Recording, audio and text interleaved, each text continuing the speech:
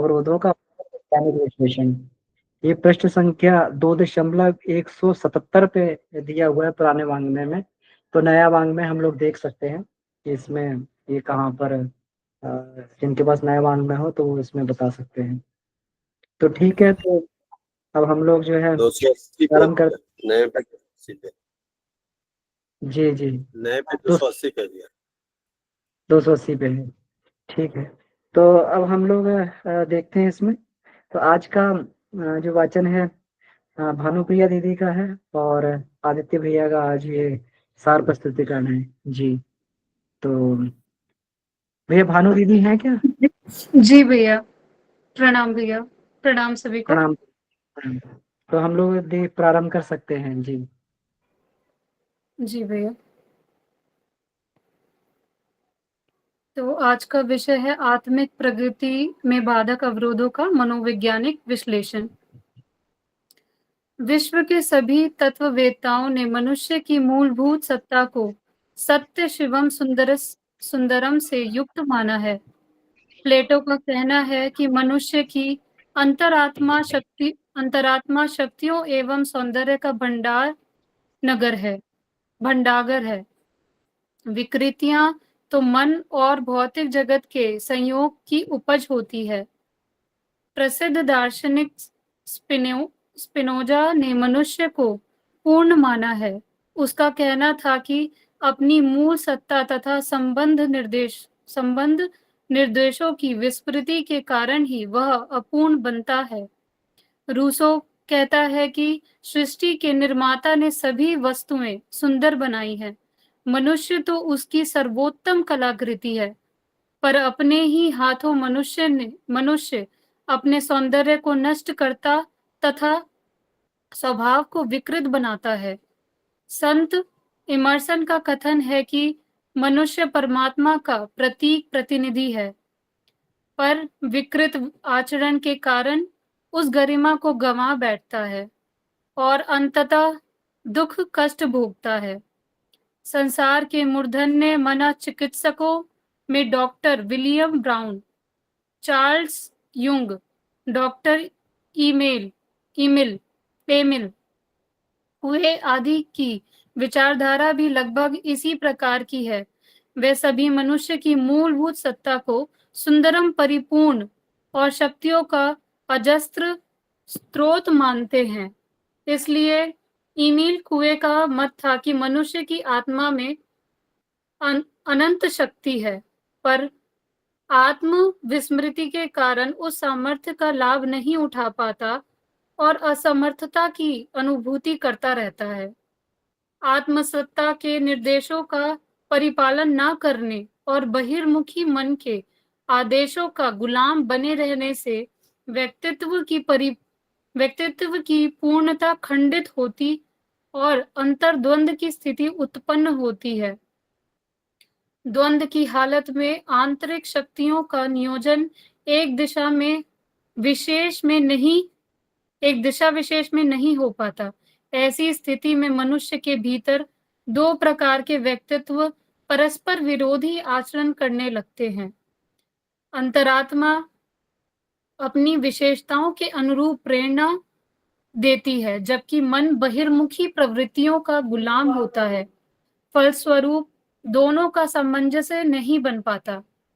फलतः मनुष्य अपनी सामर्थ्य का सही लाभ नहीं उठा पाता। आधुनिक मनोविज्ञान की शोधों के अनुसार मानवीय सत्ता के भीतर परस्पर दो विरोधी व्यक्तित्वों का संघर्ष अनेकों प्रकार के मानसिक रोगों को जन्म देता है तथा आंतरिक शक्तियों को क्षीण करता है।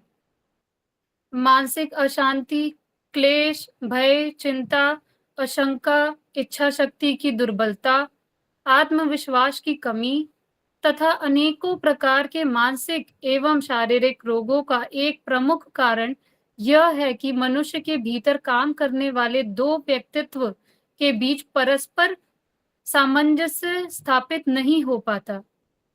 यदि उन दोनों के बीच परस्पर एकता बन सके तो मनुष्य असामान्य शक्ति का स्वामी बन सकता है। मनोशास्त्रियों के अनुसार मनुष्य अपने बाह्य व्यक्तित्व के सैद्धांतिक दृष्टि से नैतिक, सदाचारी और महान हो सकता है, पर भीतरी व्यक्तित्व के अनुसार अनैतिक, क्रूर और व्यभिचारी बने रहने से अंतर्द्वंद उत्पन्न होता है। यही हर प्रकार के मानसिक असंतुलन का कारण बनता है। अध्यात्म तत्ववेत्ताओं के अनुसार मूलतः अंतःकरण की संरचना दैवी तत्वों से हुई है। स्नेह, सौजन्य, सद्भाव जैसी सत प्रवृत्तियां ही उसमें भरी पड़ी हैं। इस क्षेत्र से जीवन क्रम का श्रेष्ठ बनाने तथा महानता के पथ पर अग्रसर होने की ही अदृश्य प्रेरणाएं उठा करती हैं। सामान्यतया अंतःकरण की दैवी चेतना दुष्प्रवृत्तियों को जीवन सत्ता में प्रवेश करने की छूट नहीं देना चाहती, पर जब इस क्षेत्र में निकृष्टता प्रविष्ट करती है तो उसकी सहज प्रतिक्रिया होती है। दोनों के बीच संघर्ष छिड़ता है। यही देवासुर संग्राम है जो मनुष्य के अंतरंग में चलता रहता है। मनोवैज्ञानिकों ने इसे ही अंतर्द्वंद के रूप में निरूपित किया है। संघर्ष की प्रतिक्रियाएं सीमित स्थान तक नहीं रहती हैं, समीपवर्ती क्षेत्र को भी प्रभावित करती हैं। जहां युद्ध होते हैं, जिनके बीच लड़े जाते हैं, प्रभाव उन्हीं तक सीमित नहीं रहता, जन सामान्य भी हानि उठाता है। द्वंद्व तो भीतर चलता है, पर उसकी प्रत्यक्ष प्रतिक्रिया दिखाई पड़ती है। मन और तन दोनों ही क्षेत्रों से विकृतियां शारीरिक, मानसिक आदि व्याधियों के रूप में फूट फूट कर निकलती हैं। दुष्प्रवृत्तियां आत्मसत्ता पर आधिपत्य जमाने के लिए जी जान से प्रयत्न करती है। अंतरात्मा को यह दबाव असह्य होता है। वह विरोध पर अड़ी रहती है। फलस्वरूप मनुष्य के अंतराल में संघर्ष चलता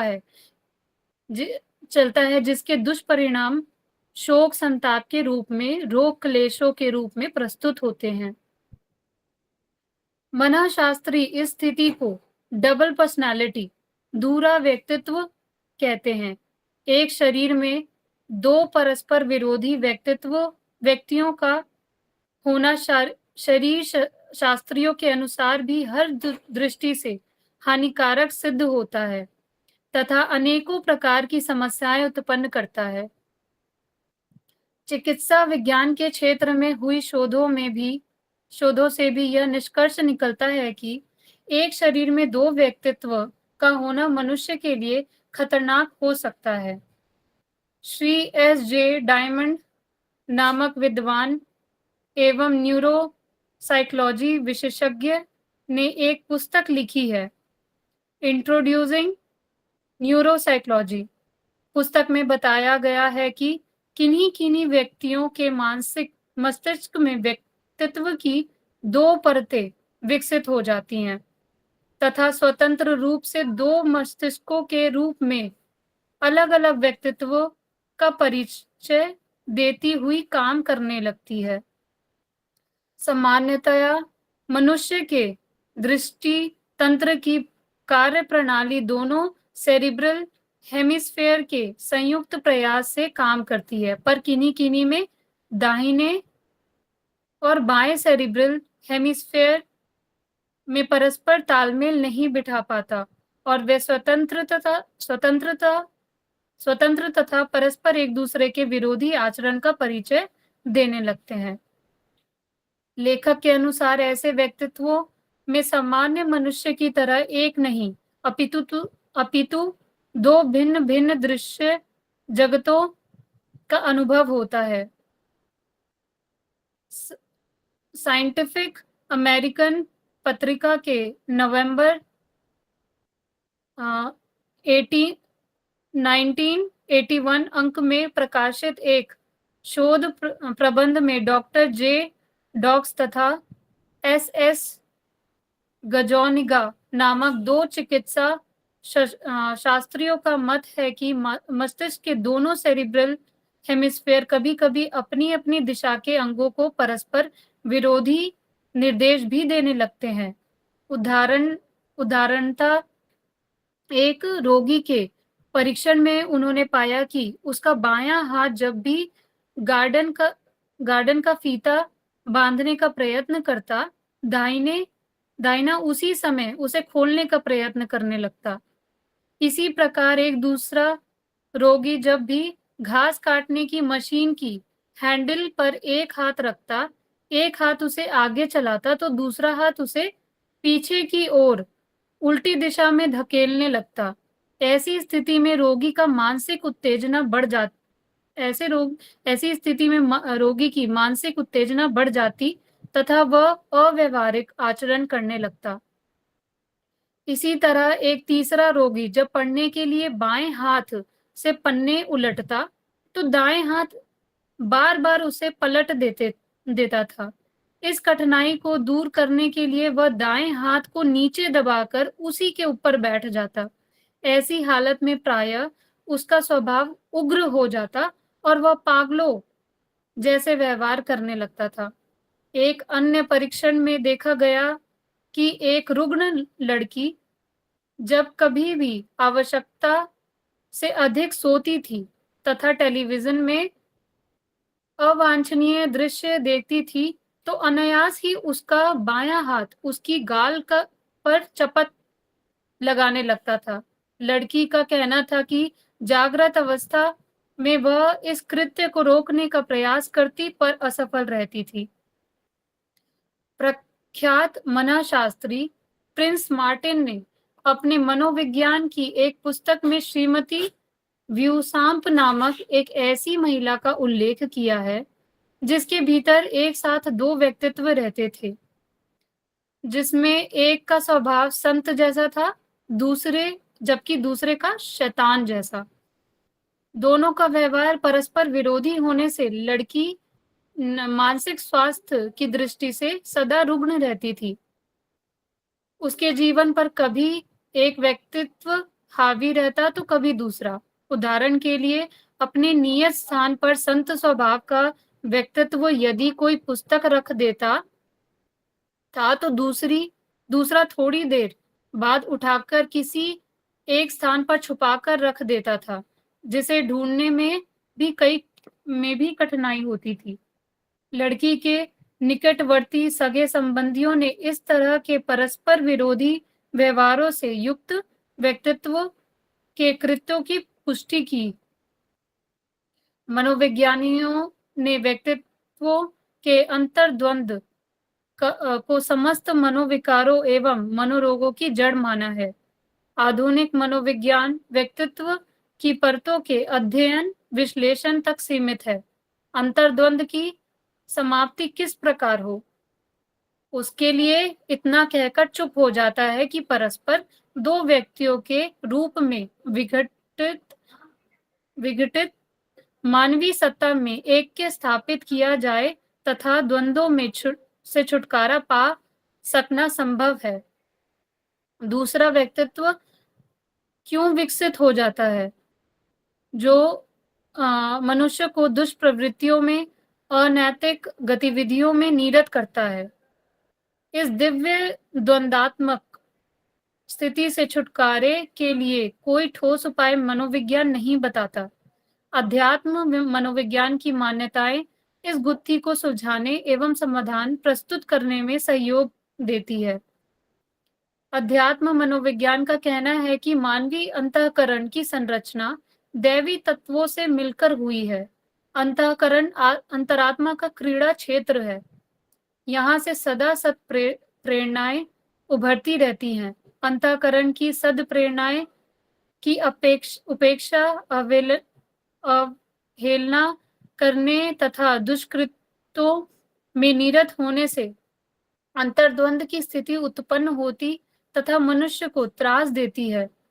मनुष्य की मूलभूत सत्ता दैवी तत्वों से युक्त है, तो क्यों हर कोई दुष्कर्मों के संस्कार को मानते हैं। जन्मांतरों के पशुवत संस्कार मानवीय चेतना पर छाए रहते हैं।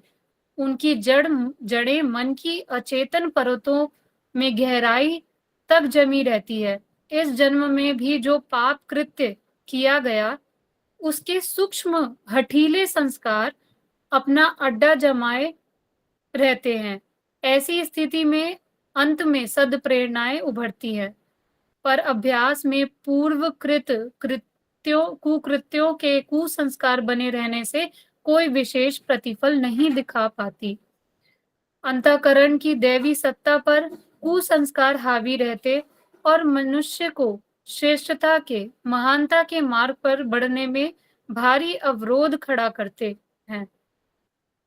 अधिकांश व्यक्तियों के दुष्प्रवृत्तियों से उबरने की इच्छा होती है, इसके लिए प्रयास भी करते हैं, पर आंधी तूफान की भांति हठीले कुसंस्कार अपने प्रवाह में बहा ले जाते हैं और अभीष्ट इच्छा मात्र एक कल्पना बनकर रह जाती है।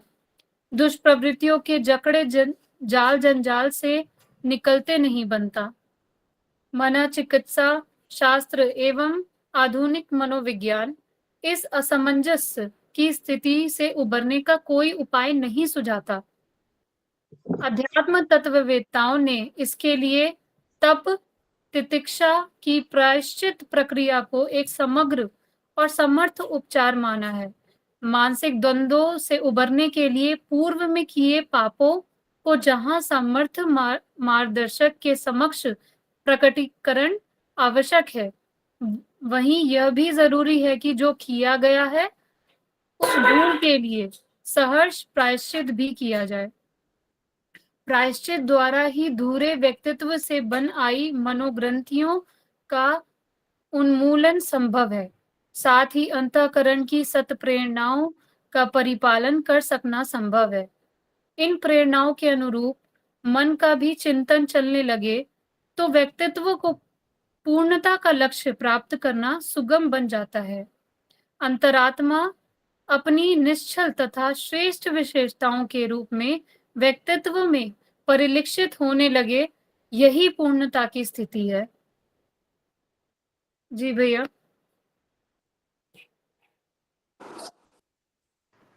जी दीदी, बहुत बहुत आभार आपका। बड़ा ही सुंदर आपने ये वाचन किया। तो अब मेरा निवेदन है आदित्य भैया से, कृपया इसका सार प्रस्तुतिकरण करके जी ये हम सभी को इससे अवगत करवाएंगे। जी भैया प्रणाम, सभी को मेरा प्रणाम। आज का जो विषय है, मेरी आवाज आ रही है भैया? जी भैया, आ रही है, स्पष्ट आ रही है। नॉइज तो नहीं है, मतलब बाहर की आवाज थोड़ी आ रही है क्या? नहीं नहीं, ठीक है। जी ठीक है भैया। हाँ, पहले तो गुरुदेव ने इतनी सरल तरीके से लिखा है कि बिल्कुल समझ में आ रहा है आज का विषय। और मैं अपनी समझ के हिसाब से इसकी कुछ व्याख्या करता हूँ, फिर आप लोग आगे इसकी व्याख्या कीजिएगा। आज का जो विषय है वह है आध्यात्मिक प्रगति में बाधक और अवरोधों का मनोवैज्ञानिक विश्लेषण। तो इस विषय के शीर्षक से ही बहुत स्पष्ट हो रहा है कि गुरुदेव लिखना चाहते हैं कि हमारे आध्यात्मिक प्रगति में जो भी बाधक तत्व है, उस तत्व का मुख्य कारण क्या है और उसका हम मनोवैज्ञानिक विश्लेषण करेंगे तो कैसे करें। इस पूरे विषय के शुरुआत में गुरुदेव लिखते हैं कि वस्तुतः विश्व के जितने मनोवैज्ञानिक हैं, जितने तत्ववेत्ता हैं, वो इस बात से सहमत हैं कि मनुष्य की जो मूलभूत सत्ता है वो सत्यम शिवम सुंदरम ही है। अर्थात कि मनुष्य का जो अंतर आत्मा है, और वो मूलतः हम सौंदर्य, मतलब कि सौंदर्य का भंडार है। अंतरात्मा की शक्तियां सौंदर्य का भंडार है।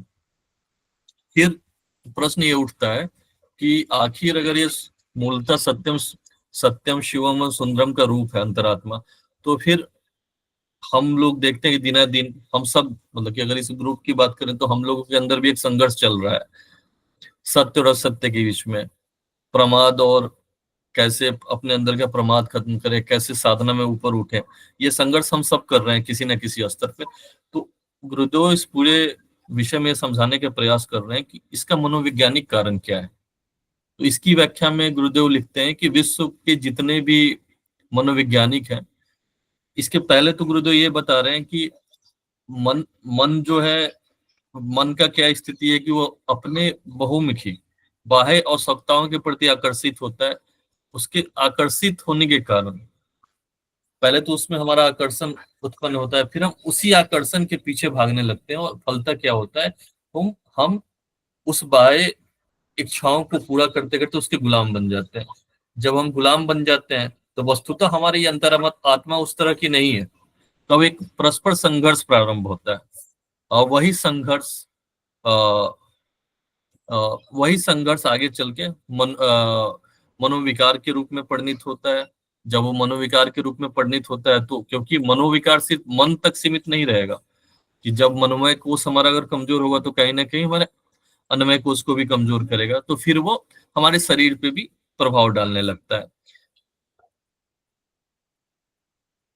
हमारे शरीर पे भी प्रभाव डालने लगता है। इस पूरे बात को समझाने के लिए गुरुदेव ने बहुत सारे मनोवैज्ञानिकों का नाम भी लिखा है, एग्जाम्पल भी लिखा है, उसके बारे में मैं आगे व्याख्या करता हूँ। मतलब कि जब संघर्ष प्रारंभ होता है तो हमारा जो मन और तन, गुरुदेव ने जो लिखा है मैं उसी को बोल रहा हूँ, मन और तन दोनों ही क्षेत्रों से विकृतियां शारीरिक, मानसिक आदि व्याधि के रूप में फूट फूट कर निकलने लगते हैं। दुष्प्रवृत्तियां आत्मसत्ता पर आधिपत्य जमाने के लिए जी जान से प्रयत्न करती है, और अंतरात्मा जो है वो इस दबाव को, यह दबाव उसके लिए असहनीय हो जाता है, और वो विरोध पर अड़ी रहती है। फलस्वरूप मनुष्य के अंतरात्मा में संघर्ष चलता है, जिसके दुष्परिणाम से शोक, संताप के रूप में रोग क्लेश प्रस्तुत होते हैं। तो ये जब भी हम असमंजस की स्थिति में जाते हैं तो हम लोग भी ऐसा महसूस करते होंगे, हम सब अनुभव करते होंगे कि जब भी हमारा मन या मस्तिष्क, हम जो भी बोले, मन या मस्तिष्क जब भी असमंजस की स्थिति में आ जाता है, डिसीजन नहीं ले पाती कि काम सही है कि क्या गलत है, तो उस समय हमारी शारीरिक स्थिति भी खराब होने लगती है। पहले तो हम ये बोलते हैं कि हमारा आज मन खराब है, फिर मन खराब लंबे समय तक रहता है तो फिर शरीर की भी स्थिति खराब होने लगती है। फिर आगे गुरुदेव लिखते हैं इसी बात को आगे बढ़ाते हुए कि बहुत सारे मनशास्त्री इस स्थिति को ड्यूअल पर्सनालिटी डिसऑर्डर बोलते हैं, ड्यूअल पर्सनालिटी व्यक्तित्व कहते हैं। इसके एग्जाम्पल में आगे लिखते हैं गुरुदेव, बहुत सारा एग्जाम्पल लिखे हैं।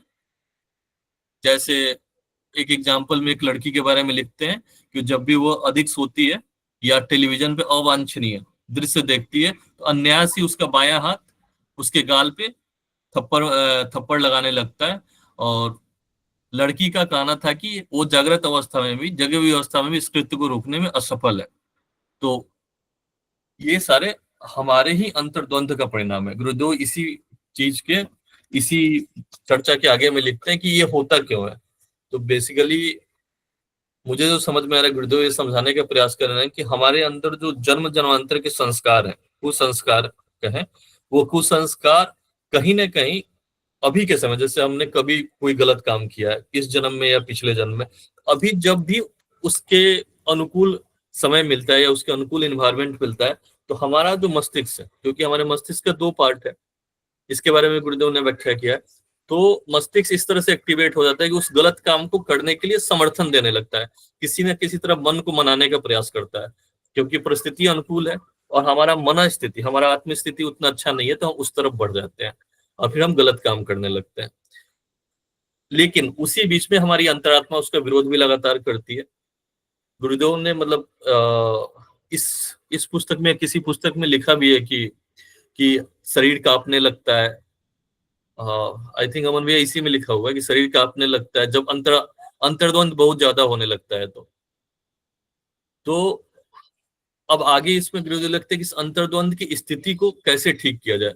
तो आधुनिक मनोवैज्ञानिकों का कहना है कि अंतर्द्वंद की समाप्ति किस प्रकार हो, उसके लिए इतना कहकर चुप हो जाते हैं कि परस्पर दोनों व्यक्तित्व के रूप में विघटित मानवीय सत्ता को एक के स्थापित किया जाए, तभी द्वंद्व से छुटकारा पाया जा सकता है।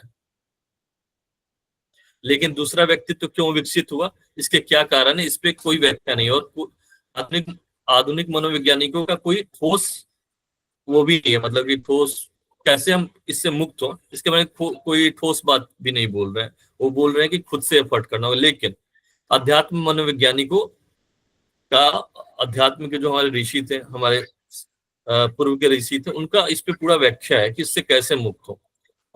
गुरुदेव लिखते हैं कि अध्यात्म मनोवैज्ञानिकों का कहना है कि मानवीय अंतर्गण की संरचना देवी तत्वों से मिलकर हुई है। अंतःकरण अंतरात्मा का कीड़ा क्षेत्र है। यहाँ से सदा सत प्रेरणा ही उभरती है। अंतःकरण की सत प्रेरणा की उपेक्षा अवहेलना करने एवं दुष्कृतों में निरंतर होने से अंतर्द्वंद की स्थिति उत्पन्न होती है। मनुष्य को त्रास देती है।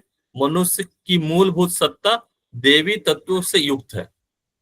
तो क्यों कर कोई दुष्कर्म संस्कार को मानते हैं। तो उसके आगे में अभी मैंने थोड़ी देर पहले बोला, वही बात गुरुदेव ने भी लिखा है कि जन्मांतर के प्रस्तुत तो संस्कार मानवीय चेतना पर छाए रहते हैं। उसी की जड़ चेतना अचेतन परतों पर गहराई से तक जमी रहती है और इस जन्म में भी पापकृत किया गया है। उसके सूक्ष्म हठीले संस्कार अपना अड्डा जमाए रहते हैं। ऐसी स्थिति में अंतःकरण से सत्प्रेरणा उभरती है, पर अभ्यास में कुकृत्यों के कुसंस्कारों के बने रहने से कोई विशेष फल प्राप्त नहीं होता है। तो फिर ये प्रश्न उठता है कि ये इस कुसंस्कारों को हम कैसे हटाएं। तो इसके बारे में गुरुदेव लिखते हैं कि अध्यात्मवेताओं ने इसके लिए तप, तितिक्षा की प्रायश्चित प्रक्रिया को एक समग्र और समर्थ उपचार माना है। तो इस पूरे पुस्तक में पहले ये व्याख्या है कि ये मनोविकार के कारण क्या है, फिर इसके सॉल्यूशन पे भी बात हो रहा है। सॉल्यूशन ये है कि हमको तप, तितिक्षा की प्रायश्चित प्रक्रियाओं पर ध्यान देना होगा, उसके हिसाब से काम करना, तभी जाकर जो अंतर्द्वंद की स्थिति है, मन के अंदर अंतर्द्वंद की स्थिति, वो खत्म होगा और चेतन मस्तिष्क पे जो परत जम रखे हैं हमारे पूर्व के कुसंस्कार, वो भी मिटना प्रारंभ होगा। और फिर जब संघर्ष ही समाप्त हो जाएगा तो हम आनंद की प्राप्ति करने लगेंगे। यही गुरुदेव लिखते हैं। मुझे इतना ही समझ में आया भैया। सभी को धन्यवाद।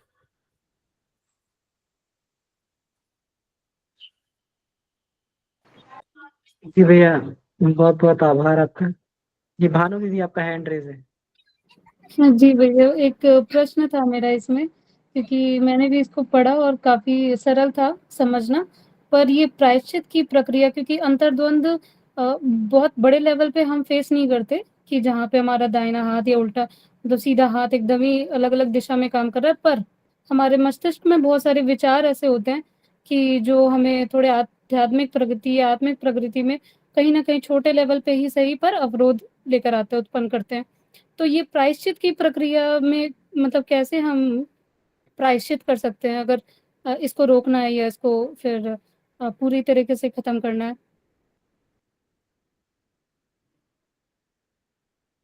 जी दीदी, पहला तो ये बात है कि पहले तो स्वीकार ही किया जाए जो हमारे अंदर, पहले तो इसको पहचाना जाए कि कौन सी जो बुराइयां हैं, कौन से कुसंस्कार हैं जो हमें परेशान कर रहे हैं और हमें अपने जो अंतरात्मा है उसके बताए दिशा निर्देशों पे नहीं चलने दे रहे हैं। कौन से कुसंस्कार हैं?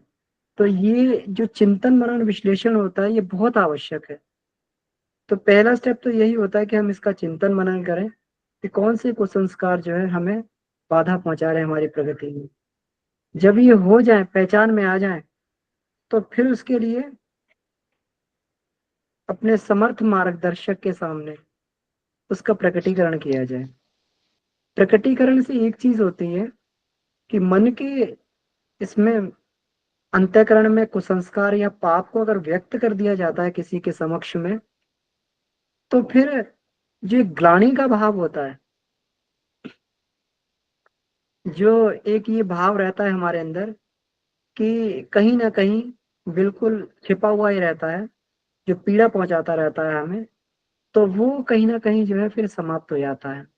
इसके बाद में दूसरा प्रोसेस चालू होता है प्रायश्चित का। अब जो पहले किया जा चुका है उसका प्रायश्चित किया जाए, है ना। तो उसका प्रायश्चित किया जाए, क्योंकि ये बोझ बनकर मस्तिष्क पर रहता, आत्मा कभी स्वीकार नहीं कर पाती है। अब मान लीजिए कि किसी के कुसंस्कारों का, पाप का बोझ ही इतना ज्यादा भारी हो गया है, तो उसकी बात अलग है, उसकी अंतरात्मा कहेगी, लेकिन इतना भारी कुसंस्कारों का बोझ उसके ऊपर लदा है कि अंतरात्मा की आवाज उस तक पहुंच ही नहीं पाएगी। लेकिन जिस भी व्यक्ति ने थोड़ा भी परिष्कार किया है, उसका छोटा से छोटा पाप भी उसका बड़ा भारी मालूम पड़ेगा। छोटा से छोटा पाप भी उसको बड़ा भारी मालूम पड़ेगा। और जब भारी मालूम पड़ेगा तो फिर जो है उसको ये है, उसको उसका प्रायश्चित करना ही पड़ेगा। अब ये प्रायश्चित वाली बात है, तो प्रायश्चित ऐसा नहीं है, व्यक्ति फिर उसके लिए अपनी अंतरात्मा से प्रार्थना करता है कि आप ही प्रायश्चित का विधान बताइए, है ना। या तो फिर गुरु से प्रार्थना करे कि आप बताएं कि प्रायश्चित कैसे कर लिया जाए, है ना। और या फिर जो अपनी अंतरात्मा से प्रार्थना की जाए कि आप ही प्रायश्चित का विधान बताएं। तो प्रायश्चित में होता क्या है कि जो भी हमने किया है उसके जस्ट अपोजिट फिर किया जाए। अगर किसी को कष्ट पहुंचाया है तो फिर उससे उसके उसके अंतःकरण को कष्ट पहुंचा है, तो अब कैसे उसके इस कष्ट को समाप्त किया जाए, अपने क्षमा के द्वारा, या अपने जो प्रेम के द्वारा, किसी भी तरीके से उस खाई को भरने का प्रयास किया जाए। इसका उल्टा काम, अगर किसी हमने इसको नुकसान पहुंचाया है, देश की संपत्ति को नुकसान पहुंचाया है, तो फिर उतना ही जो है, जितना नुकसान पहुंचाया है फिर उतना ही जो है, फिर अगर प्रायश्चित करना तो उतनी ही मात्रा में हमें देश को वो दोबारा वो संसाधन को लौटाकर इस तरीके से हमें ये इसको कर सकते हैं। कहीं पर भी उसके एंटी प्रोसेस को हमें करना पड़ता है। जैसे कहते हैं ना कि गड्ढा अगर खोदा गया है, मिट्टी निकाली गई है जमीन में से, तो फिर गड्ढा तभी भरेगा जब उसमें मिट्टी दोबारा लाके डाली जाएगी। तो प्रायश्चित यही करता है, उसको रिवर्ट कर देता है बिल्कुल, है ना। जैसे ही हम उसको रिवर्ट करते हैं तो फिर हमारे मन से बोझ उतर जाता है। पहली तो एक ये हुई कि इसको कहते हैं सहर्ष प्रायश्चित हो गया।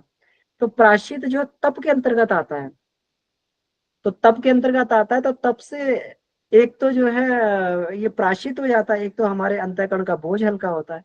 साथ में एक और जो सबसे बड़ी ये होती है, सबसे बड़ी उपलब्धि हमें मिलती है, तप से हमें शक्ति मिलती है, तब से हमारी सामर्थ्य बढ़ती है, हमारा आत्मबल बढ़ता है। ये जो प्रायश्चित के माध्यम से होने लगता है। नहीं तो दंड दंड तो हमें भोगना ही भोगना है। दंड अगर जो है हम प्रायश्चित नहीं करेंगे, दंड तो भोगना ही है।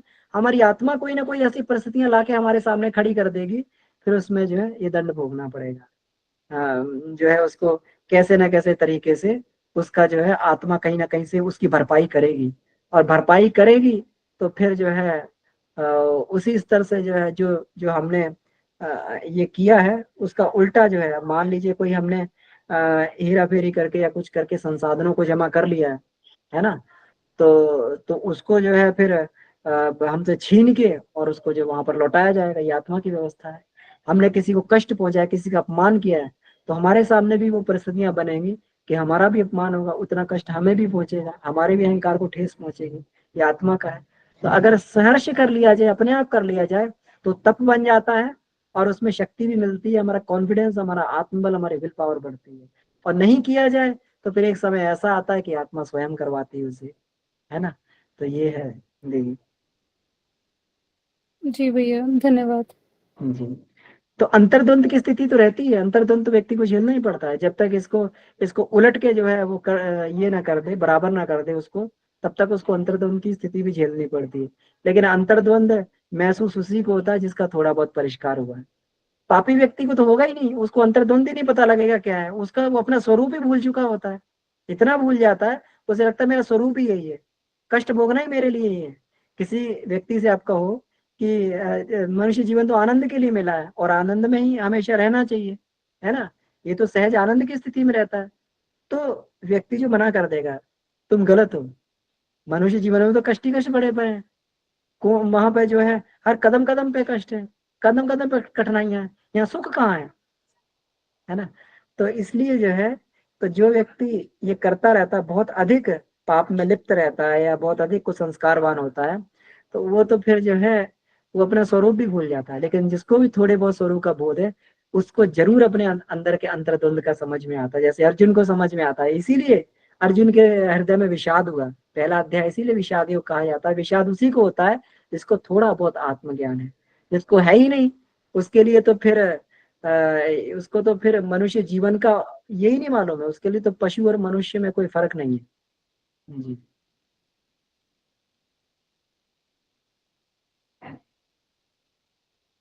हाँ राजेश भी आपका हैंड रेस था, कुछ कहना चाह रहे थे आप? बस मैं जो प्रश्न पूछने वाला था आपने उसका उत्तर वैसे ही दे दिया टेलीपैथी के माध्यम से। प्रश्न उठने से पहले ही उत्तर आ गया। लेकिन फिर भी एक बात मैं रखना चाहूंगा कि ये जो प्रतिदिन का संघर्ष है जिसके प्रति हम सब जागरूक हैं, हमें ये पता है, हमें पता चल रहा है कि एक अंतर्द्वंद अंदर है, और अपने कुसंस्कारों की वजह से ये जो गुरुदेव ने एक लाइन इसमें लिखी है बहुत सटीक, कि वो अपनी समस्त शक्तियों को लेकर के कुसंस्कार जो है वो अंतरात्मा की जो आवाज है उसको वो हरा देती है, वो हरा देती है और हम हार जाते हैं। अब वहां से शुरू होता है गिल्ट, कि अब तो ये गलती गलती क्या, मतलब कुछ नहीं कर पाए हम उस वक्त, हमारा आत्मबल कमजोर था या जो भी चीज थी। अब वो पूरे दिन गिल्ट कैरी होता है भैया, और कैरी होके फिर अगले दिन फिर से वही स्थिति बनती है। और ये साधक चूंकि इसको महसूस करता है, चूंकि वो साधना में है, उसको अच्छे बुरे का ज्ञान है, इसलिए वो इस चीज को महसूस तो करता है, परंतु वो उस लाइन को क्रॉस नहीं कर पाता है जिसके आगे जीत है। तो वो जो जीत की जो बात है, जैसे गुरुदेव ने यहाँ पे बताया है कि तप और प्रतीक्षा, ये दो चीजें ऐसी है जिससे हम अपने आत्मबल को मजबूत कर सकेंगे और शायद इस लाइन को क्रॉस कर सकेंगे। तो वो तप प्रतीक्षा पर्याप्त नहीं हो पा रहा है, ऐसा लग रहा है कि और ज्यादा कसने की जरूरत है अपने आप को। जी भैया।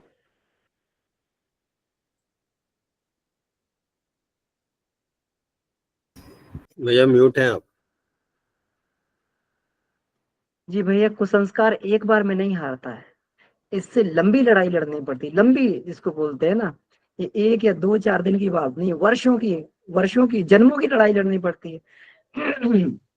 गुरुदेव तो कुछ वर्षों की बात करते हैं ना, जब साधना की भी इसमें पंचकोशी साधना ये कहते हैं कि 10 वर्ष में व्यक्ति आत्म साक्षात्कार की स्थिति में वहां तक पहुंच जाता है, आत्मा के बहुत नजदीक पहुंच जाता है। गुरुदेव तो वर्षों की बात बताते हैं क्योंकि उन्हें टेक्निक मालूम है, वो कि किस किस टेक्निक से कैसे चलना है। तो ये वर्षों का मामला है भैया, लेकिन हम लोग साधना बनाए रखे हैं अपनी, कोई ना कोई दिन जरूर आएगा, बिल्कुल दशमलव में हमारे अंदर चेंज आते हैं। भले ही हमारे अंदर जो है थोड़ा सा हम उसका प्रतिरोध बढ़ा पाए, थोड़ा सा हम उसका ज्यादा सामना कर पाए, है ना, भले ही हम हार जाए, है ना, लेकिन इसमें ये नहीं मानना चाहिए कि हमारा, अब हार में भी कई तरीके की हार होती है, कि हम बिल्कुल ही हथियार डाल के बैठ गए थे कि हम थोड़े बहुत लड़े भी, है ना। तो आज 10% लड़े हैं, कल 20% लड़ेंगे। अब मान लो हारना तो है ही, है ना, अब 20% भी मान लो लड़े हैं तब भी 80% तो वही जीत रहा है। तो 30% लड़ेंगे, 40% लड़ेंगे, ऐसे ही बढ़ते बढ़ते एक ना एक दिन जरूर ऐसा आ जाएगा कि हम 100% लड़के उससे जीत ही आएंगे, है ना। तो लड़ाई जारी है। और लेकिन क्योंकि वो कुसंस्कार बड़ा प्रबल है, तो हम लोग धीरे धीरे ही अपने जो है ये कर पाएंगे, उसमें धैर्य का ही रखना होगा, धीरे धीरे। क्योंकि पॉजिटिविटी भी जो है बड़ी स्लोली स्लोली बढ़ती है, बहुत धीरे धीरे बढ़ती है। उसमें जो है कहते हैं ना कि पानी को अगर उठाना है तो एक गिलास पानी को ऊपर चढ़ाने में बड़ी दिक्कत आती है, एक आप बाल्टी लेके चढ़िए तो कितना दिक्कत आएगी, और फैलाना तो एक ड्रम को ऊपर से फैला दीजिए कितनी आसानी से फैल जाएगा। तो ये एक एक गिलास करके बाल्टी करके धीरे धीरे हम ले जा रहे हैं, तो किसी ना किसी दिन तो हमारा घड़ा भर ही जाएगा, है ना, और किसी ना किसी दिन तो हम विजयी हो ही जाएंगे। तो इसमें बिल्कुल भी हम वो ना करें, यही प्रोसेस है। जितने भी महामानव हुए हैं, जिन्होंने भी अपने जीवन में प्रगति की है, वो कोई भी एक बार में नहीं जीता है, सबको लंबा संघर्ष करना पड़ा है। धैर्य से हम लोगों को इतना ये आशान्वित रहना चाहिए कि हम सही मार्ग पर चल रहे हैं। हमें जो है कम से कम ग्लानि होती है, और ये बात पक्की है कि साधना के बाद में जरूर हम हमारा संघर्ष उससे जरूर कुछ ना कुछ बढ़ता होगा, हम जरूर उससे थोड़ा सा ज्यादा लड़ पाते होंगे। पहले स्टेमिना था कि हम 2 मिनट लड़ पा रहे थे, फिर बढ़ेगा 3 मिनट, फिर 4 मिनट, फिर 1 घंटा लड़ पाएंगे, फिर 2 दिन 4 दिन लड़ पाएंगे, है ना। स्टेमिना ऐसे धीरे धीरे बढ़ता जाएगा। तो भैया बिल्कुल हम लोग आशान्वित रहें और बिल्कुल कहीं पे भी वो ना करें। हम लोग जरूर जीतेंगे और जीते भी हैं। अभी तक बहुत सारे कुसंस्कारों पे हमने विजय प्राप्त की है। हम लोग का इतिहास है हमारे सामने कि जो हम 10 साल पहले थे आज क्या है ना। तो आगे भी ऐसे विजयी होंगे। जी भैया, बहुत बहुत धन्यवाद। जी।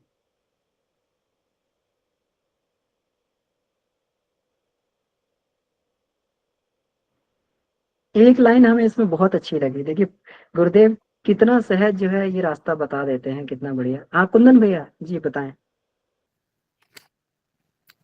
हाँ भैया, प्रणाम सभी को। जी प्रणाम। एक भैया, हमारे बॉडी सिस्टम में जब कोई बीजाती है, बैक्टीरिया जब इंटर करती है तो हमारा बॉडी सिस्टम फाइट करना शुरू कर देता है। उसके परिणाम स्वरूप हम इंस्टेंटली फील करते हैं, हमारा बॉडी टेम्परेचर अकॉर्डिंगली बढ़ता है, राइज करता है, बिकॉज अंदर मतलब चीज़ें मतलब घटित हो रही है सेल सेल के लेवल पे। तो वहाँ दिखता है और वहाँ अभी हमने काफ़ी अच्छा उस पर प्रगति कर रखा है। काफ़ी एंटीबायोटिक से लेकर के सारे मतलब मेडिसिन और सिस्टम हमने काफ़ी इम्प्रूव किया है। तो उसी लाइन में जैसे एक लाइन आई थी इसमें कि अंतःकरण की देवी चेतना दुष्प्रवृत्तियों को जीवन सत्ता में प्रवेश करने की छूट नहीं देना चाहती है। मतलब वहाँ भी कोई ऐसी चीज जब जाती है तो वहाँ भी फाइट होता है उस स्तर पे। बट उस फाइट के लिए अ, उस टर्म में मतलब एंटीबायोटिक मेडिसिन टाइप से मतलब क्या सिस्टम है अध्यात्म में, जो मतलब ऐसे तो हम एक्चुअली बोले जाता है कि आप उस समय काउंटर थॉट या फिर और कुछ कुछ, तो उस फॉर्म में कुछ उस पर प्रकाश डालिए कि मतलब ये आपका एंटीबायोटिक मेडिसिन टाइप से काम करेगा जब भी मतलब ऐसी चीज़ें उस स्तर पे जाती है। तो जब भी कुछ उस तरह का प्लस तो वो भी फील होता है कि उस समय इंस्टेंट ऐसा फील नहीं होता है, might be because of practice, की वो इतना प्रैक्टिस हो चुका है जैसा आप बता रहे थे कि उस पर डिपेंड करता है कि आप कितना सेंसिटिव हैं, कितना मतलब आप कॉन्शियस लेवल क्या है आपका, उस पर भी डिपेंड करता है। तो इस लाइन में, इस डोमेन में ये एंटीबायोटिक क्या क्या है, क्या काम करेगा? जी भैया बहुत सारे एंटीबायोटिक्स हैं हमारे पास में है ना। इसी को हम लोग जो है ये बोलते हैं स्वाध्याय सत्संग उपासना, ये सारे हमारे एंटीबायोटिक्स हैं। देखिए विचार के स्तर पर जो है हम लोग स्वाध्याय करते हैं तो पॉजिटिव थिंकिंग हमारे ये बनी रहती है ना। नए नए विचार हमें नए नए आयाम में सोचने के लिए हमें बाध्य करते हैं। कोई कोई चीज है एक नए तरीके से हमारे सामने आती है तो हमारा थॉट का जो है उस तरीके से ये बढ़ जाता है। तो ये थॉट जैसे ही हमारे अंदर कोई नेगेटिव थॉट आता है तो ये थॉट जो है एक एंटीबायोटिक का काम करता है पहला। अब इसके बाद में एक और चीज होती है, एक होता है हमारा ऑरा होता है ना। थॉट तो तब आएगा जब हमारे ऑरा को भेद के जो है उसमें चला जाएगा। एक हमारा ऑरा बनता है जो आध्यात्मिक साधना से ऑरा बन जाता है ना। इसको हम लोग जो है प्रकाश वलय भी बोलते हैं, जिसको ये बोलते हैं ना कि व्यक्ति के आसपास प्रकाश होता है, वाइट वाइट प्रकाश होता है ना। तो जैसे जैसे हम लोग आध्यात्मिक साधनाएं करते हैं, जब करते हैं, ध्यान करते हैं, तो एक सुरक्षा कवच हमारे आसपास बनने लगता है। तो बहुत सारी चीजें तो उस सुरक्षा कवच को भेज ही नहीं पाती हैं। कोई भी नकारात्मक चीज आ रही, नेगेटिव चीज आ रही है तो वो सुरक्षा कवच को भेज नहीं पाएगी। वो जो वहीं से वापस लौट टकरा के उसको जो वापस लौट जाएगी, क्योंकि उसकी जो है नकारात्मक किरणें जो है वहीं पर वो व्हाइट ओरा से जो खत्म हो जाएंगी, सात्विकता से सतोगुण से वो खत्म हो जाएंगे वहां पे। तो उसको प्रवेश ही नहीं करने देगा, है ना। प्रवेश भी कर जाएगा तो अंतःकरण की जो हमारी प्रक्रिया है, जिसको हम लोग जो ये बोलते हैं साधना बोलते हैं या फिर सत्संग बोलते हैं या सदविचार बोलते हैं, वो प्रक्रिया उससे फाइट करती रहेगी। तो तो ये मल्टी लेयर सिस्टम है ये। जब हम लोग उपासना करते हैं तो उपासना जो है एक हमारे ये ध्यान इत्यादि उपासना साधना करते हैं तो हमारे पास एक ऑरा बन जाता है, एक मैग्नेटिक फील्ड बन जाती है हमारे आसपास, तो जो किसी को प्रवेश नहीं करने दी। जी भैया। हाँ, और काइंड ऑफ इम्यूनिटी, जैसे बॉडी के लेवल पे बोलते हैं कि इम्यूनिटी हमारा बहुत सारी चीज़ों को ऑटोमेटिक मतलब न्यूट्रलाइज करते रहती है। तो सेम वे आप जब बता रहे हैं कि साधना और वो हमारा जब तब बहुत सारी चीज़ों को भेद ही नहीं पाता है, तो वो तो काम चल रहा है मतलब और काफ़ी सटल लेवल पे, सूक्ष्म स्तर पे कुछ चीज़ें इस टाइप से आ रही हैं। तो जैसा कि आपने बताया, तो उसको एंटीबायोटिक समझा जा सकता है जो हमारा चल रहा है, स्वाध्याय और तपस्या साधना। थैंक यू भैया। बिल्कुल, बिल्कुल। और ये देखिए, अभी आप ये देखिए कि वातावरण का कितना प्रेशर है, चारों तरफ नकारात्मक वातावरण है। उसमें एटलीस्ट हम अपना चिंतन सही बनाए हुए हैं, कम से कम अध्यात्म को स्थिर रख पा रहे हैं, ये कोई बहुत सामान्य बात नहीं है ना? जहाँ जो लोग प्रवाह में बहे जा रहे हैं, भौतिकता के प्रवाह में, गला काट स्पर्धा के प्रवाह में लोग बहे जा रहे हैं, जहाँ पे उन्हें कोई मतलब ये नहीं है कि भाई आत्मा नाम की भी कोई चीज होती है। हम कम से कम इतनी स्थिति तो बनाए हुए हैं कि भाई हम आत्मसत्ता भी हैं, इतना बोध तो हमें है। तो ये भी कम बोध नहीं है ना? ये भी जो हम ये अपने प्रयास, पुण्य प्रयास कर रहे हैं, तो ये भी उसी के कारण है। नहीं तो वातावरण इतना नकारात्मक है, कोई व्यक्ति भी बह जाएगा। तो ये, और साथ में उसी अ, उस गतिरोध के होते हुए भी हम जो है उसमें धीरे धीरे आगे बढ़ रहे हैं, बढ़ पा रहे हैं। तो ये कोई सामान्य बात नहीं है ना? तो ये अच्छी बढ़िया बात है। जी भैया। इसमें भैया जैसे प्री कोविड ऐसे हम लोग जानते थे मतलब इम्यूनिटी का, लेकिन पोस्ट कोविड मतलब इम्यूनिटी का एक जन सामान्य तक मतलब ये हो गया कि आपका बॉडी सिस्टम, शरीर काफ़ी अच्छे दिख रहे हैं, आप डेली मतलब फिजिकली जिम या सारे कुछ कर रहे हैं, उनमें भी कहीं कहीं देखा गया कि इम्यूनिटी के लेवल पे हो सकता है, माइट भी, कि मतलब इम्यूनिटी आपका उस ढंग से नहीं हो, आप फिजिकली फिट दिख रहे हो बट इम्यूनिटी में भी।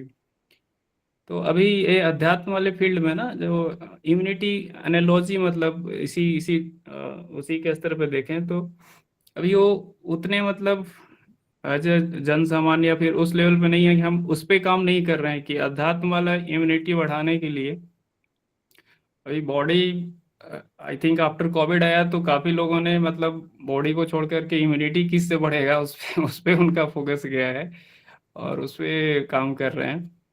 और अध्यात्म वाले डोमेन में अभी वो चीज़ आई थिंक मिसिंग है, मतलब कि इस डोमेन में हम इम्यूनिटी कैसे बढ़ाएंगे, उस पर फोकस शायद मतलब आने वाले टाइम में कुछ ऐसा होगा। जी भैया, बिल्कुल होगा फोकस, और लोग करेंगे भी। समाधान इसी में, उपासना, साधना, आराधना, इसी में समाधान है। यही हमारे इम्यूनिटी बूस्टर है। तो इसी पे धीरे धीरे लोग चल भी रहे हैं, बढ़ भी रहे हैं आगे। जी जी जी। थैंक यू भैया। जी धन्यवाद भैया। मारुति, मारुति भाई साहब का हैंड रेज है, आप कुछ कहना चाह रहे हैं? पहले तो बहुत बहुत आभार, प्रणाम आपको, बहुत दिन बाद जो है आपके दर्शन हुए हैं। जी आप सभी को प्रणाम। बहुत दिनों बाद सही है आया हूं, और आज भी पूरी क्लास में मैं नहीं था। हो सकता है मेरा जो प्रश्न है वो आ चुका हो, किसी को बता चुके हो आप लोग। लेकिन कई बार होता है कि हम, लगता है कि जो विक्टिम पर्सन है, कोई विक्टिम पर्सन है, उसके प्रति हमारे मन में अपराध बोध होता है कि हालांकि वो लौकिक रूप से जो काम हमने किया है वो गलत नहीं है, लेकिन फिर भी मन में एक भाव होता है कि उसके साथ, विशेष रूप से मैं बता दूं, मैं जिस प्रोफेशन में हूँ वहां काम करते हुए लगता है कि जब मैं सामने वाली पार्टी, जिसका मैं वकील भी नहीं हूँ, उसके साथ कहीं अन्याय नहीं हो रहा, ये अपराध बोध मन में होता है। उसका समाधान कैसे करें?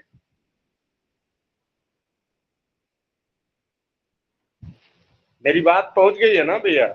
जी जी भैया, पहुंच गई है। आपका आपका प्रश्न जो है बड़ा जटिल प्रश्न है, क्योंकि आपके प्रोफेशन में तो मतलब आप वकालत का प्रोफेशन बड़ा कठिन ये है। उसमें किस तरीके से हम लोग ये करके चलते हैं, ये बड़ी शैली दीदी जुड़ गई है इसमें, ये भी वकील प्रोफेशन। दीदी आप इनको इसका उत्तर दें तो बढ़िया रहेगा। मुझे तो प्रणाम। मारुति भैया का समझ गई होंगी आप।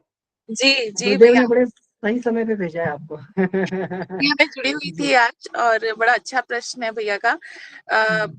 भैया इसमें ये है कि हम जिस पक्ष को रिप्रेजेंट कर रहे हैं, कानून हमें कभी भी ये नहीं कहता कि हम गलत एविडेंस दें या हम गलत तरीके से पेश करें। हाँ, हमारा पूरा उसको रिप्रेजेंट करना है हमें, पार्टी को, लेकिन अब उस सामने वाला पक्ष जिस तरह से रिप्रेजेंट करेगा उसके आधार पे जज के ऊपर फैसला है।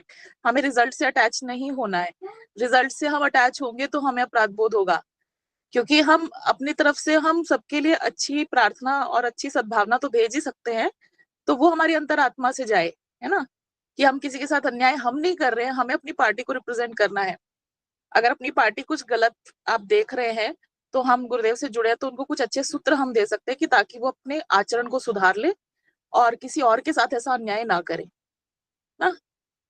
तो ये तो हम इतना कर ही सकते हैं। प्रणाम। नहीं दीदी मेरा क्वेश्चन नहीं था। दरअसल वकालत पेशे की मजबूरी है कि हम जिस पक्ष के साथ खड़े होते हैं उस पक्ष की ये ठीक है, कहने में ठीक है कि हम कानून का ही इंटरप्रिटेशन करेंगे, हम आपके पक्ष में गलत साक्ष्य नहीं देंगे, ये नहीं। हम जिस पक्ष के साथ खड़े होते हैं उसको न्याय भी दिलाना होता है। साथ ही कहीं न कहीं जो पक्ष कमजोर होता है, सामने वाला हमें लगता है कि वो विक्टिम है और उसके खिलाफ हम होते हैं, तो ये लौकिक रूप से सही है कि हम उसके खिलाफ रहेंगे, लेकिन कहीं न कहीं मन में कचोटता है। उस कचोटन की मैं बात कर रहा था कि उसका प्रायश्चित कैसे करें, मैं इस बात को। हाँ भैया, ये अपनी अंतरात्मा से सद्भावना भेज के उसका प्रायश्चित कर सकते हैं। अपनी अंतरात्मा तो क्लीन है ना, हम तो किसी का बुरा नहीं चाह रहे हैं ना। आपकी बात बिल्कुल जायज है कि अगर हमें पूरा यकीन है कि इसने गलत किया और सामने वाले के साथ गलत हो रहा है, तो डेफिनेटली ये समाज की एक बहुत बड़ी प्रॉब्लम है, तो उसे आध्यात्मिक स्तर से ही हम ठीक कर सकते हैं। लीगल प्रोफेशन में हमें इससे हेल्प नहीं मिलेगी, क्योंकि हम अपनी पार्टी के साथ भी अन्याय नहीं कर सकते ना।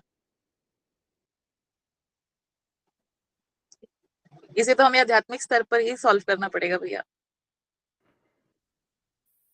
बिल्कुल। या तो फिर वही पार्टी चुनी जाए जहां पर हम अपना न्यायपूर्ण जो है लड़ सकें, जी लेकिन ऐसा संभव भी नहीं है ना। अगर पार्टी में कोई पार्टी हमारे पास आएगी तो हमें तो वो करना पड़ेगा, है ना।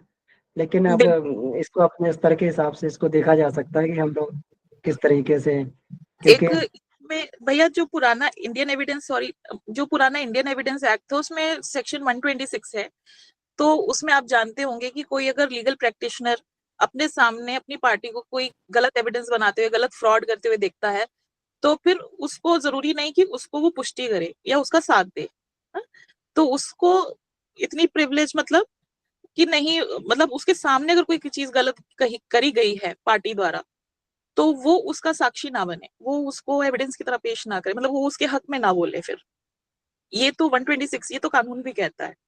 हमारे सामने अगर पार्टी कुछ गलत कर रही है तो वो हमारी मॉरल रिस्पॉन्सिबिलिटी, प्रोफेशनल रिस्पॉन्सिबिलिटी है कि हम फिर वो कोर्ट में उसको ना छुपाएं, अगर पूछा जाए तो, है ना। ये तो हमें करना ही चाहिए।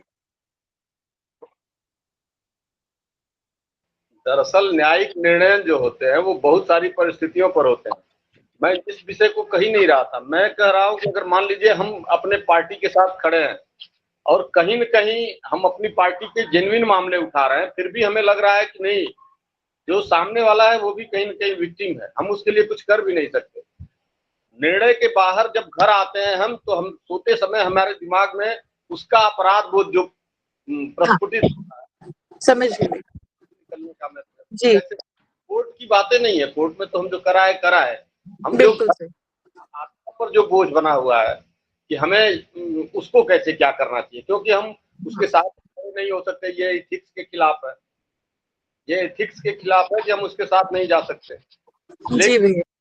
लेकिन इन परिस्थितियों में आध्यात्म हमारी क्या मदद करेगा, हम ये जानना चाह रहे हैं।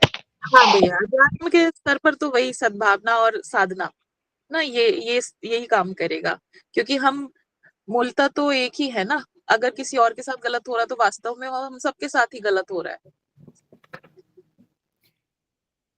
भैया इसमें अमन भैया इससे पहले जस्ट बता रहे थे कि आपसे किसी चीज हो जाती है, आपको पता है कि ये गलती मेरे से हुई है, तो उसको रिवर्स कर सकते हैं। लाइक मतलब मेरे को पता है कि हम जिनके अगेंस्ट कोर्ट केस रिप्रेजेंट कर रहे थे वो कहीं ना कहीं विक्टिम है, तो ऑन द कोर्ट आप अपने कर्तव्य को पूरी ईमानदारी के साथ पूरा कर रहे हैं, तो उसमें कोई डाउट नहीं है, हम अपने कर्तव्य का निर्वहन कर रहे हैं और होना चाहिए।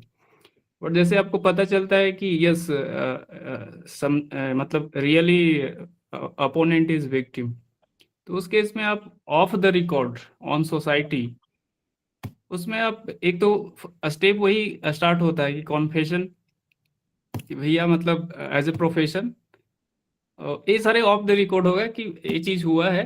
अब उनके लिए आप अपने लेवल पे सोसाइटी के स्तर पे कुछ हेल्प कर सकते हैं या जिस स्तर पे, तो सेम प्रोसेस आई थिंक यहाँ भी एप्लीकेबल होगा, जैसा कि भैया अभी बता रहे थे। मेरा ऐसा लगता है, मानना है।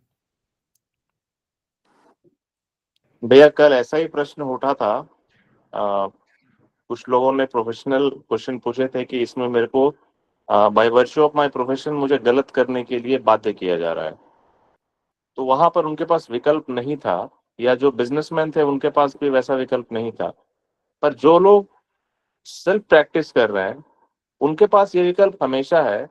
केसेस ऐसे ही लिए जाएं जिनको आप प्राइमा फेसी मतलब शुरू में पता तो चल ही जाता है कि हम जिनका केस ले रहे हैं उसमें कितनी सत्यता है, और हम जिनके पक्ष में खड़े हो रहे हैं, क्योंकि एकदम गीता में स्पष्ट रूप से लिखा हुआ है आपको धर्म के पक्ष में खड़ा होना है। Choice is yours. आप पांडवों के पक्ष में है या कौरवों के पक्ष में है, ये चुनाव सबने किया था उस समय जो धर्मयुद्ध में थे। और ये कोर्ट की लड़ाई भी एक धर्मयुद्ध है। यहाँ पर निश्चित रूप से न्याय और अन्याय के लिए लड़ाइयां होती हैं। तो जो लोग न्याय के पैरोकार हैं, जो आप वकील हैं, ये समाज का एक बहुत बड़ा, आपका प्रश्न जो है वो आपके अंदर का जमीर जिंदा है, इसलिए ये प्रश्न आपको आ रहा है और ये गिल्ट आपको आ रहा है। सर मुझे लगता है भैया कि आप जो है इस क्रिया के करने के बाद होने वाले गिल्ट से पहले ही चुनाव के समय ही सचेत रहे कि मुझे ये करने के बाद कभी गिल्ट ना हो। मतलब वो काम ये भैया आपके हाथ में है। निश्चित रूप से कुछ क्लाइंट्स जा सकते हैं इसकी वजह से, लेकिन ये चुनाव आप इसके लिए स्वतंत्र हैं भैया, तब आपको रात को अच्छी नींद आएगी। जी भैया, धन्यवाद। जी बहुत बढ़िया, ये भी बहुत अच्छा विकल्प है। धन्यवाद भैया। बहुत सुंदर। मुझे लगता है प्रहलाद जी भाई साहब का हैंड रेस था, ये मंजू प्रसाद करके, ये प्रहलाद जी भाई साहब जुड़े थे। जी भाई साहब, जी भाई सबों साहब को प्रणाम। मेरा सादर सादर प्रणाम। वो इस आज के विषय को थोड़ा हम ग्राउंड लेवल पर ले आकर अपनी एक समस्या के साथ जोड़ के एक प्रश्न करना चाह रहे हैं। अभी एक सप्ताह पहले मेरी तबीयत खराब हुई, वो 4-5 दिन हम जुड़े भी नहीं, और शरीर का जनरेटर यानी मेरा पेट जो है थोड़ा सा समस्या आ गई थी। डॉक्टर को दिखाया, दवा दिए, कुछ फायदा हुआ भी, एनीवे पहले से बेटर हैं। लेकिन डॉक्टर ने एडवाइस किया कि आप सुबह पर उठ के 3-4 किलोमीटर कम से कम टहलिए। घर वालों का प्रेशर पहले से ही था कि भाई ये सब हवन वगैरह वगैरह जो है सो ये सब छोड़िए, ये अपना उधर से घूम टहल के आइएगा तो कीजिएगा। अब इस अंतर्द्वंद में हम आत्मिक विकास को देखें कि ये शारीरिक विकास को देखें,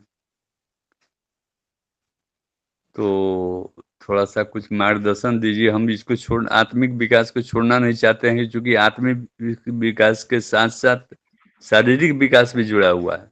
और घूमना टहलना वो तो हम उसको दूसरे वे में, जैसे बाजार जाना हुआ तो फिर पैदल गए, घूमे, पैदल गए 2-4 किलोमीटर, जहाँ बाइक से जाना था वहाँ छोड़ के पैदल गए, पैदल आए। तो उसको हम कंपनसेट इस तरह करते हैं। लेकिन क्या करना चाहिए थोड़ा आप बताएं। लेकिन आत्मिक विकास को हम छोड़ नहीं सकते हैं। धन्यवाद। जी भाई साहब, क्योंकि जो चाहे वो हमारे परिवार के सदस्य हैं या समाज में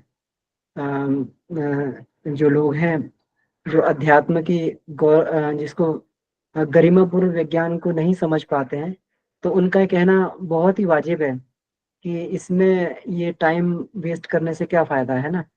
लेकिन हम लोग जानते हैं इससे हमारा कितना बड़ा एक ये जुड़ा हुआ है, कितना बड़ा इससे हमारा एक विज्ञान जुड़ा हुआ है। हम अपने स्थूल, सूक्ष्म और कारण तीनों शरीर का शोधन कर रहे हैं इसमें, है ना। अब मान लीजिए घूम फिर लेंगे, टहल लेंगे, तो वो केवल हमें फिजिकल लाभ दे पाएगा, फिजिकल बेनिफिट दे पाएगा। लेकिन जो हमारा सूक्ष्म शरीर के जो कूड़ा कचरा जम रहा है, जिसके कारण लॉन्ग टर्म में व्यक्ति जो है वो बीमार पड़ता है, फिर वो उसका ट्रीटमेंट नहीं कर पाता है, बॉडी में तरह तरह के उसके ये उभरते हैं, है ना।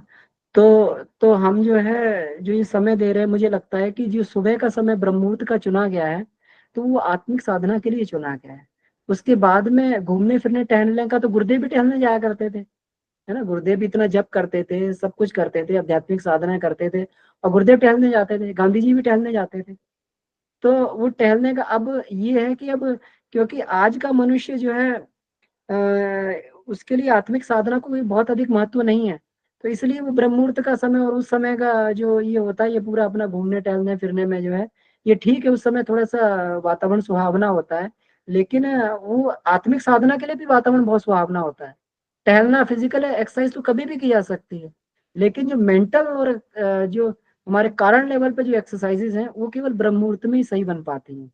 तो अगर ये बात बन पा रही तो ठीक है, बाकी घूमना फिरना टहलना। और हमने बहुत सारे टहलने वालों को भी देखा है, बहुत सारे जिम वालों को भी देखा है, वो भी जो है फिजिकल उससे शिकार हो जाते हैं, वो भी बहुत सारी परेशानियों का शिकार हो जाते हैं। ऐसा नहीं है कि जो लोग जिम जाते हैं या फिर जो लोग सुबह से घूमने टहलने और वो रनिंग करने जाते हैं उनको बीमारियां नहीं होती हैं। जी जी भाई साहब, बहुत बहुत धन्यवाद। ये प्रश्न हमने सिर्फ इसलिए किया था कि ये पत्नी हमारी बगल में सुन रही हैं, तो उनको भी आभास हो। बहुत बहुत धन्यवाद। भैया प्रणाम। जी जी प्रणाम भैया। भैया वैसे समय हो गया, अब ज्यादा मुझे नहीं बोलना चाहिए, पर मैं भाई साहब से ये पूछना चाहूंगा कि ये सुबह प्रज्ञा योग करते हैं क्या? जी नहीं भाई साहब, प्रज्ञा योग तो नहीं कर पाते हैं। नहीं, वो समय के लिए नहीं कर पाते हैं या फिजिकल एनेबल्ड है, क्या दिक्कत है? फिजिकल थोड़ा स्टेंट लगा हुआ दो दो हम में, तो अच्छा। बिना किसी गाइडलाइन के हम करना नहीं चाहते हैं कि कुछ एंटी ना हो। हाँ, क्योंकि अगर इसीलिए वो कोई कर ले तो, अगर उसकी 15-20 आवृत्ति कर ले तो 20 किलोमीटर घूमने के बराबर ही होता है। पर अब चूंकि आपको स्टैंड लगे हुए हैं तो फिर वो तो डॉक्टर के मार्गदर्शन में ही संभव होगा। जी जी धन्यवाद भैया, बहुत सुंदर आपने ये बताया। लेकिन भैया भाई साहब की बात भी सही है कि डॉक्टर के मार्गदर्शन में ही जो है इसको हम लोग ये कर सकते हैं।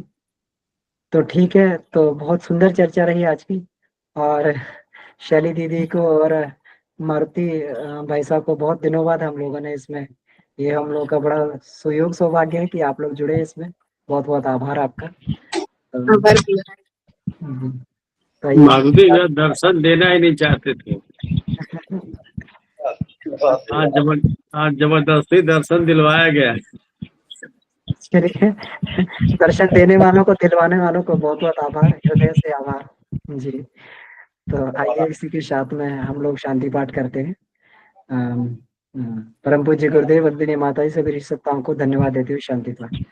ओम शांति शांति शांति।